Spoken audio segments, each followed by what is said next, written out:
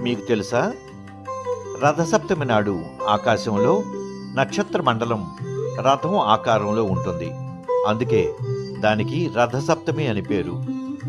ప్రతి సప్తమి నాడు సూర్యకాంతి చాలా విశేషంగా ఆరోగ్యప్రదాయనిగా ఉంటుంది.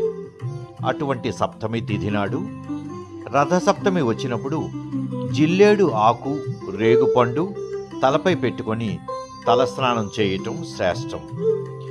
సూర్యునికి ఎదురుగా కట్టెలు, పిడకలతో పొయ్యి వెలిగించి ఆవు పాలతో బియ్యం పాయసం చేసి ఆ ప్రసాదాన్ని సూర్యదేవునికి అర్పించి సేవించటం మన ఆచారం. ఆ రోజు సూర్యోదయాన సూర్య నమస్కారాలు చేయటం ఆరోగ్యం, మానసిక ప్రశాంతత కలిగి సకల శుభాలు చేకూరుతాయని భక్తుల విశ్వాసం.